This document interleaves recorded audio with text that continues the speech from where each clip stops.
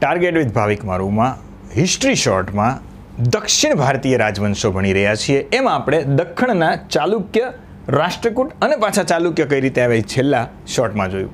અત્યારે આપણે દક્ષિણ ભારતના જે રાજવંશો છે એની ચર્ચા કરીએ તો ઈસવીસન પૂર્વે બીજી સદીમાં તમિલનાડુના વિસ્તારમાં અહીંયા ચોલ શાસન હતું. તમિલનાડુ કેરળના નીચેના વિસ્તારમાં અહીંયા આગળ પાંડ્ય, મદુરાઈના પાંડ્ય હતા અને કેરળમાં ચેર લોકો હતા. બરોબર છે. આ ત્રણેય લોકોએ સંગમ પરિષદનું આયોજન કર્યું હતું મદુરાઈ ખાતે. એ તમને ખબર જ છે.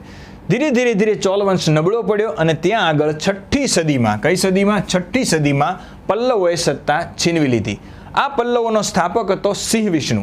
આ પલ્લવોએ દોસ્તો દ્રવિડ શૈલીના મંદિરો છે એની શરૂઆત કરી અને એમના મંદિરના સ્તંભમાં સિંહ હોય છે કારણ કે એનો સ્થાપક હતો સિંહ વિષ્ણુ. રાજધાની એમની તમિલનાડુમાં આવેલું કાંચીપુરમ. અને આ વંશનો મહાન રાજા થઈ ગયો નરસિંહવર્મન. આ એ જ નરસિંહવર્મન કે જેણે હર્ષને હરાવનાર રાજા પુલકેશીન બીજાને પોતાની રાજધાની વાતાપીમાં ઘૂસીને માર્યો હતો.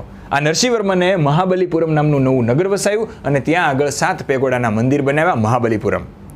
હવે દોસ્તો આ વંશ છે પલ્લવો, એનો ફરી એક વખત અંત આવ્યો. 9મી સદીમાં પાછા ચોલ છે એ શક્તિશાળી બન્યા અને કહેવાય છે કે પલ્લવ વંશના છેલ્લા રાજાનું નામ તો હતું અપરાજિત વર્મન, પણ એની સામે વિજય મેળવે છે. ચોલ વંશનો સ્થાપકનું નામ શું છે? વિજયાલય. વિજય મેળવે છે, એનું નામ વિજયાલય છે.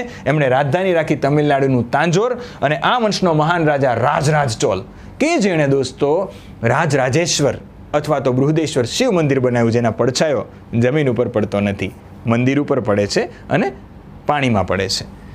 આ વંશનો છેલ્લો રાજા નથી પણ મહાન રાજા છે રાજેન્દ્ર ચોલ, એનો દીકરો, જેણે શ્રીલંકાએ જીત્યું હતું અને ગંગાના પાલ શાસકોને હરાવી અને ગંગાનું પાણી પોતાના તમિલનાડુમાં લાવ્યો અને નવું નગર વસાવ્યું ગંગે કોંડ ચોલપુરમ. ઇતિહાસમાં તે ગંગે કોંડ તરીકે પ્રસિદ્ધ છે.